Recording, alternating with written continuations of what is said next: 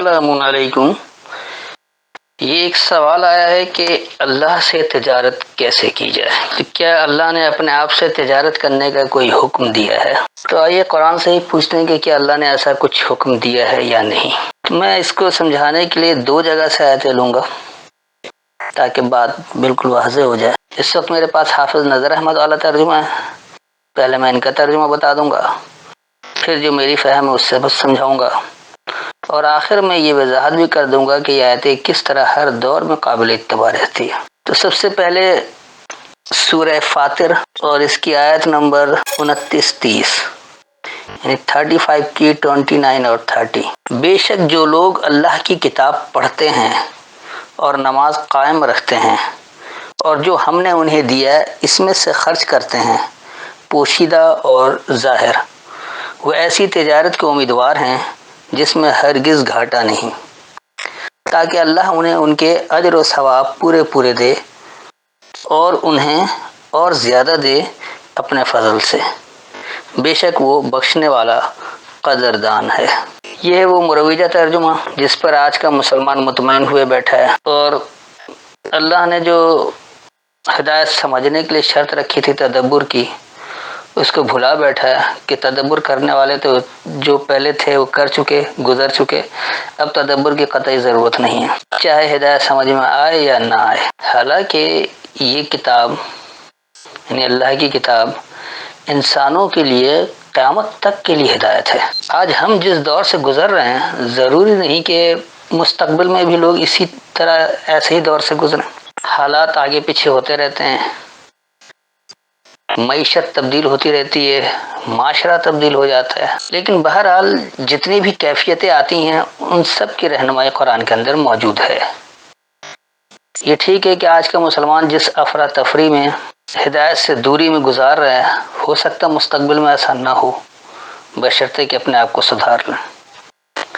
لیکن اگر قرآن کی ہدایت سے اسی طرح منہ موڑے رہے کہ ہمارے آباء و اجداد نے جو کچھ کر دیا، ہمارے اماموں نے جو کچھ کر دیا ہے، ہمارے علماء جو کہہ رہے ہیں بس وہی ٹھیک ہے، تو یاد رکھیے مزید تباہی کی طرف جائیں گے۔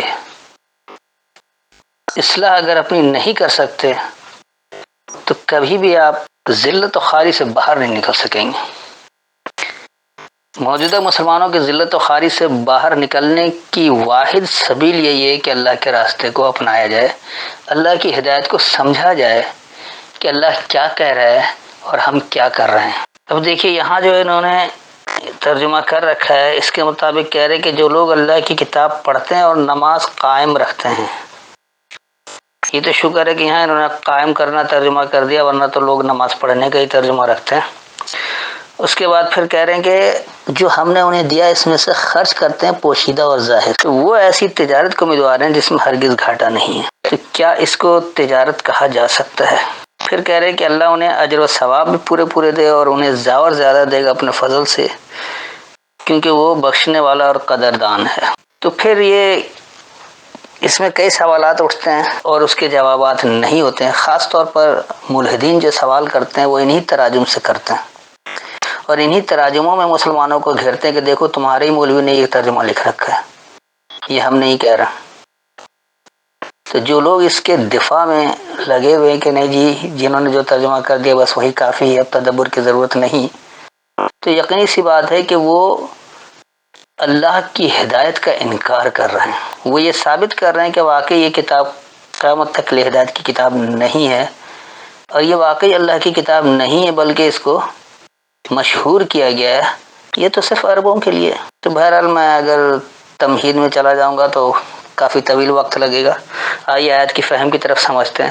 آیت کیا کہہ رہی، حکم کیا ہے، کس طرح اس پر عمل کرنا ہے۔ ان الذین، بے شک جو لوگ، یتلون، وہ سمجھ کر پڑھتے ہیں، کتاب اللہ، اللہ کی کتاب، واقاموا الصلاۃ، یعنی وہ اٹھتے ہیں سبق کو، وانفقوا، اور وہ کھلا رکھتے ہیں، مما، اس سے جو رزقناہم، ہم نے انہیں سامان نشوونما دیا ہے، سرًا، خفیہ، پوشیدہ یا آہستہ، وعلانیۃً، یعنی اعلانیہ، ظاہر، دکھا کر، یرجونا، وہ امید رکھتے ہیں، تجارتن ایسے لین دین کی، لن تبور ہرگز اسے تباہی نہیں ہے، لیوفیہم انہیں مکمل دینے کے لیے ہے، اجورہم ان کا اجر، ان کا نتیجہ، ویزیدہم اور انہیں زیادہ دے گا، من فضل ہی اپنے فضل سے، انہو بے شک وہ، غفور شکور قدر سے حفاظت کرنے والا ہے۔ شکور کا مادہ اصل میں شکر ہے، جس کا مطلب قدر کرنا، اور غفور کا غفر ہے، جس سے حفاظت کرنا، تو یہ مرکب توصیفی ہے، غفور شکور، قدر سے حفاظت کرنے والا۔ یہ تھا اس کا لفظی ترجمہ۔ آئیے آپ کو اس کا رواں ترجمہ بتا دوں، پھر سمجھاتا ہوں۔ بے شک وہ لوگ جو اللہ کی کتاب کو سمجھ کر پڑھتے ہیں، یعنی وہ سبق کو اٹھتے ہیں اور کھلا رکھتے ہیں اس سے جو ہم نے انہیں سامان نشوونما دیا ہے، پوشیدہ اور اعلانیہ، وہ ایسی ایک تجارت کی امید رکھتے ہیں کہ ہرگز اسے تباہی نہیں ہے، انہیں مکمل ان کا بدلہ دینے کے لیے ہے، اور انہیں اپنے فضل سے زیادہ دے گا، بے شک وہ قدر سے حفاظت کرنے والا ہے۔ تو بات یہاں وہی آ گئی کہ نچوڑ سب کچھ یہی ہے کہ اللہ کی کتاب کو ہی سمجھ کر پڑھنا ہے، اس سے ہی ہدایت لینی ہے۔ تو جو اصل میں اللہ کی کتاب کو سمجھتے ہیں، صرف اس لیے نہیں کہ سمجھ کر کسی کو بتا دیا جائے، بلکہ سمجھ کر عمل کرنے والے، تو دراصل یہی ہے اقام الصلاۃ، یعنی صلاۃ کو قائم کرنا، صلاۃ پر ڈٹ جانا۔ یہی ہے کہ جو باتیں اب آپ کو ملی، جو اللہ کی کتاب آپ نے سمجھ کر پڑھا، اس میں جو آپ کو ہدایت ملی ہے، اس کے اوپر ڈٹ جائیں، اس کے اوپر کھڑے ہو جائیں، اور آپ کو اللہ نے جو کچھ بھی سامان نشوونما دیا ہے اسے آپ کھلا رکھیں گے، چاہے اعلانیہ ہو یا خفیہ، اسے اپنے قبضے میں، اپنے ملکیت میں نہیں لے لیں گے، کھلا رکھیں گے، تو پھر وہ ایسے لین دین کی امید رکھتے ہیں کہ ہرگز اس میں تباہی نہیں ہے، نہ وہ خود تباہ ہوں گے، نہ قوم تباہ ہوگی، نہ معاشرہ تباہ ہوگا، نہ ملک تباہ ہوگا، تو ہر ایک کوئی اس میں جی اٹھے گا، ہر ایک کو اس میں اس کے مطابق نتیجہ مل جائے گا۔ اور پھر اللہ یہ کہہ رہے کہ ہم انہیں مکمل نتیجہ دینے کے لیے ہیں، اور انہیں اپنے فضل سے زیادہ بھی دے گا، اس لیے کہ وہ قدر سے حفاظت کرنے والے ہیں۔ آپ جتنا کام کریں گے وہ آپ کی قدر کرے گا، آپ کی اس سے حفاظت بھی ہوگی، اس کے مطابق آپ کو اس سے زیادہ نتیجہ ملے گا۔ تو یہ ہے وہ تجارت، یعنی وہ لین دین۔ تو اللہ کا لین دین جو اللہ کے معاملات کے تحت ہے، اللہ کے احکامات کی پاسداری کے تحت ہے، اللہ کی کتاب سے ہی سمجھ کر ہدایت لینا ہے، ایسے سبق کے اوپر ڈٹ جانا ہے، اور جو بھی سامان نشوونما ملا ہوا اسے اعلانیہ یا خفیہ کھلا رکھنا ہے۔ تو پھر وہ ایسی تجارت کی امید رکھ رہے ہیں کہ اس میں ہرگز تباہی نہیں ہے، ان کے لیے مکمل نتیجہ ہے، مکمل ان کا اجر ہے، مکمل بدلہ ہے، انہیں فضل سے زیادہ بھی ملتا ہے، کیونکہ وہ قدر سے حفاظت کرنے والا ہے۔ دوسری جگہ آپ آ جائیے سورہ صف اور اس کی آیت نمبر 10، 11، 12، 13، یعنی 61 کی 10، 11، 12 اور 13۔ اے ایمان والو، کیا میں تمہیں ایسی تجارت بتلاؤں جو تمہیں دردناک عذاب سے نجات دے؟ تم ایمان لاؤ اللہ پر اور اس کے رسول پر، اور تم اللہ کے راستے میں اپنے مالوں اور اپنی جانوں سے جہاد کرو، یہ تمہارے لیے بہتر ہے اگر تم جانتے ہو۔ وہ تمہیں تمہارے گناہ بخش دے گا اور تمہیں باغات میں داخل کرے گا جن کے نیچے نہریں بہتی ہیں، اور ہمیشہ کے باغات میں، پاکیزہ مکانات میں، یہ بڑی کامیابی ہے۔ اور ایک اور بات بھی جسے تم بہت چاہتے ہو، یعنی اللہ سے مدد اور قریبی فتح، اور آپ مومنوں کو خوشخبری دیجیے۔ تو یہ ہے وہ مروجہ ترجمہ۔ تو یہاں بھی بات یہی ہے کہ ایسی تجارت بتائی جا رہی ہے کہ تمہیں دردناک سزا سے بچا لے، اور وہ تجارت کیسے ہوگی کہ اللہ کو، اس کے رسول کو ماننا ہے، پھر اللہ کے راستے میں اپنی مال اور اپنی جان سے جہاد کرنا ہے، یہی تمہارے لیے بہتر ہے اگر تم جانتے ہو۔ ملحد حضرات اسی کو پروپیگنڈا بناتے ہیں کہ دیکھیے اللہ نے تو ہر وقت لڑائی جھگڑے کا سامان پیدا کر رکھا ہے، کہا کہ جی جہاد کرو، اور جہاد کا مطلب ہی لڑائی اس طرح سے کرنا کہ جان سے مار دیا جائے، مخالف کو ختم کر دیا جائے، تو اللہ ہرگز اس کو جہاد نہیں کہتا ہے۔ اس کے بعد پھر اس کا نتیجہ یہ بتا رہے کہ تمہارے گناہ بخش دے گا، تمہیں باغات میں داخل کرے گا جن کے نیچے نہریں بہتی ہیں۔ اب ایسے باغ کہاں ہے کہ نیچے نہریں بہتی ہیں؟ باغ کے کنارے سے تو نہریں بہتی ہیں، باغ کے نیچے سے نہریں بہنا شاید ہی کوئی اکا دکا کہیں دنیا میں موجود ہو کہ نیچے نہریں بہ رہی ہیں اور اوپر باغ ہے۔ پتہ نہیں یہ کون سا باغ ہے، تو مولدین اس کا بھی مذاق اڑاتے ہیں، اور پھر کہتے ہیں کہ وہ ہمیشہ کے باغات اور پاکیزہ مکانات میں۔ یہ بھی ایک عجیب سی بات ہے کہ کیا مکان بھی پاکیزہ اور غیر پاکیزہ یعنی ناپاک بھی ہوتا ہے؟ پھر اس کو بڑی کامیابی بھی کہہ رہے ہیں۔ اس کے بعد یہ بھی کہہ رہے کہ تم چاہتے ہو کہ اللہ کی مدد اور قریبی فتح ہو تو مومنوں کو خوشخبری دے دیجئے کہ کیا مومن کے علاوہ جو کوئی اچھا کام کرے کیا اس کو یہ نتیجہ نہیں ملنا چاہیے؟ آئیے دیکھیے کہ اللہ کیا کہہ رہے اس کی فہم کو سمجھتے ہیں۔ یا ایھا الذین آمنو، اے ماننے والے لوگوں، حل کیا، ادلکم میں تمہیں مائل کروں یا میں تمہیں دلیل دوں، آپ اس کو دونوں باتیں کہہ سکتے ہیں، الا تجارت، ایسے لین دین پر، تنجیکم تمہیں نجات مل جائے گی، من عذاب علیم دردناک سزا سے، تؤمنون باللہ تم مانو اللہ کو، ورسولہ یعنی اس کے پیغام دینے والے کے ذریعے۔ تو یہاں کیونکہ الف لام کے بغیر رسول ہے تو کوئی شخص جو قرآن سے پیغام دے وہ بھی ہو سکتا ہے، لیکن پیغام کیونکہ قرآن کا ہی ہے تو یہاں دراصل اللہ کا پیغام اللہ کی کتاب ہی میں موجود ہے، تو یہ اللہ کی کتاب ہی سے مراد ہے۔ وَتُجَاهِدُونَ فِي سَبِيلِ اللَّهِ، اور تم جد و جہد کرو اللہ کے راستے میں۔ یہ جہاد یہ نہیں ہے کہ ہتھیار اٹھائیں اور چل پڑیں، جہد کہا جاتا ہے جد و جہد کو، بھرپور کوشش کو۔ تو تم جد و جہد کرو اللہ کے راستے میں، بِأَمْوَالِكُمْ وَأَنفُسِكُمْ، اپنے نفسیات اور اپنے مالوں کی۔ جد و جہد جو ہوگا ایک آپ اپنی سوچ سے جد و جہد کریں گے، اور پھر اگر آپ کے پاس مال ہے تو آپ مال سے جد و جہد کریں گے۔ ذالکم خیر لکم، وہی تمہارے لیے بہتر ہے، ان کنتم تعلمون اگر تم علم رکھتے ہو۔ یغفر لکم، حفاظت ہوگی تمہارے لیے، ذنوبکم تمہاری غلطیوں کی، ویدخلکم اور تمہیں داخل کرے گا جنات خوشحالی میں، تجری من تحت الانہار تم پر جاری رہے گی اس کے تحت سے فراوانی، ومساکنہ اور ٹھہرنے کی جگہ، یا اس کو آپ ٹھکانہ بھی کہہ سکتے ہیں، طیبتاً پسندیدہ، فی جنات عدن سرسبز خوشحالی میں۔ عدن جو ہے وہ ہمیشہ کو نہیں کھا جاتا بلکہ ایسی خوشحالی جو ہمیشہ تر و تازہ رہے، سرسبزی والی خوشحالی۔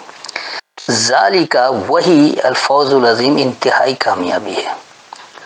وَأُخْرَى اور دوسرا، تحبونہا تم اس سے محبت کرتے ہو،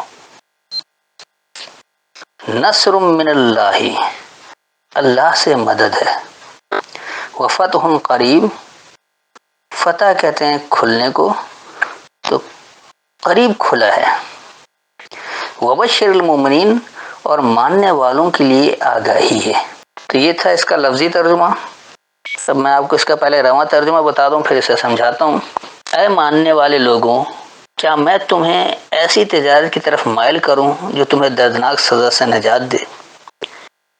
تم اللہ کو یعنی اس کا پیغام دینے والے کے ذریعے مانتے ہو، اور تم اپنی نفسیات اور اپنے مالوں کا اللہ کی راہ میں جد و جہد کرتے ہو، وہی تمہارے لیے بہتر ہے اگر تم علم رکھتے ہو۔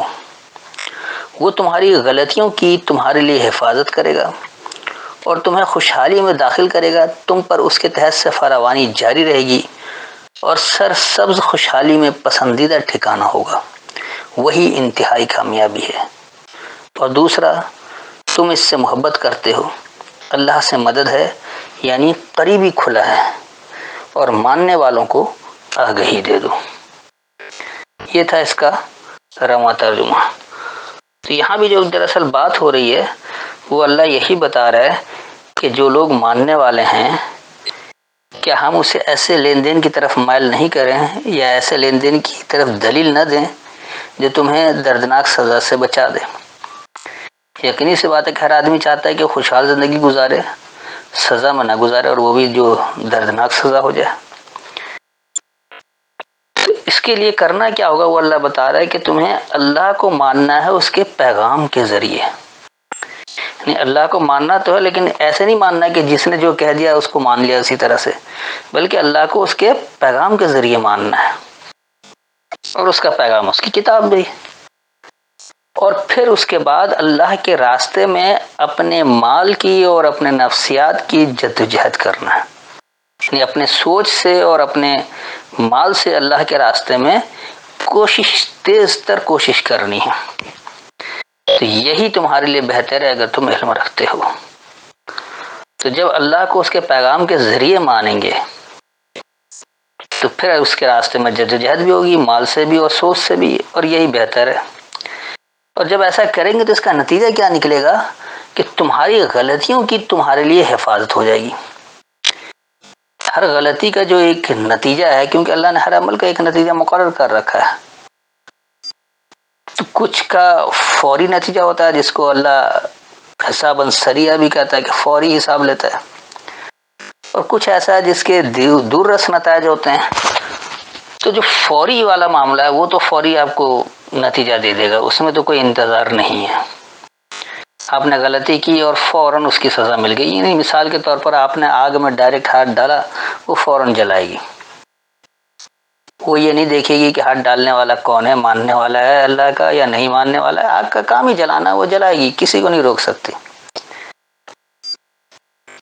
لیکن کچھ ایسے عمل ہیں جس کے دور رس نتائج نکلتے ہیں۔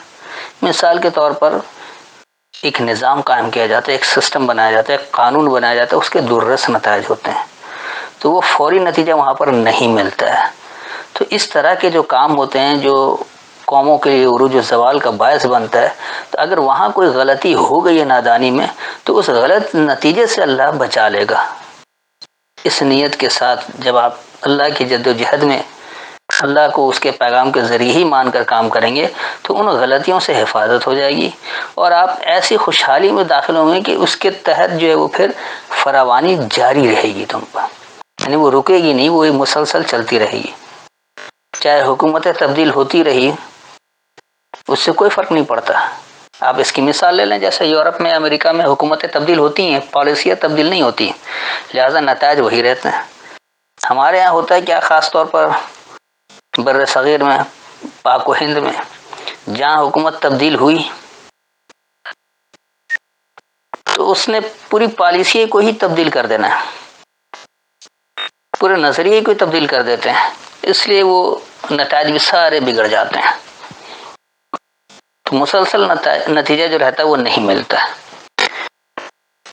تو یہی اللہ کہہ رہا ہے کہ تمہاری غلطیوں سے تمہارے لیے حفاظت ہو جائے گی، اور تم ایسی خوشحالی میں داخل ہوگے کہ اس کے تحت فراوانی جاری رہے گی، رکے گی نہیں۔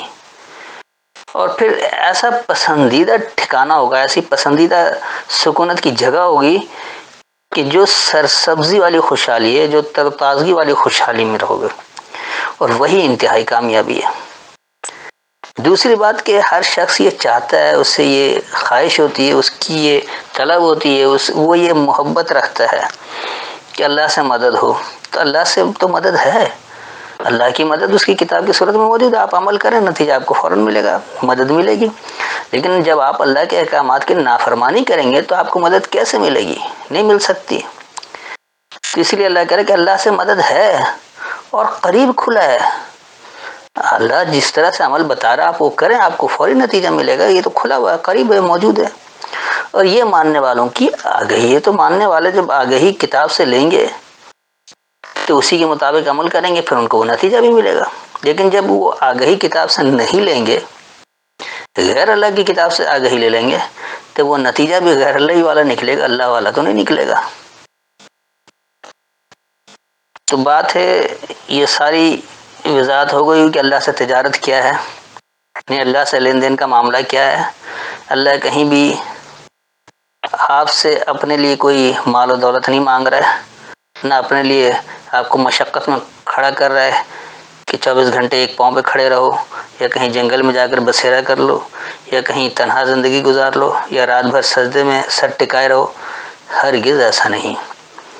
اللہ سے تجارت ہی اللہ کے احکامات کو اللہ کی کتاب کے ذریعے سمجھ کر عمل کرنا، تو پھر آپ کو وہ نتیجہ ملے گا، ورنہ نہیں ملے گا۔ تو امید ہے ہر ایک کو اپنے سوال کا جواب مل گیا ہوگا، جو اس کے تحت چھوٹے چھوٹے سوالات تھے۔ پھر بھی کوئی تشنگی ہو تو بعد میں سوال کر سکتے ہیں۔ السلام علیکم۔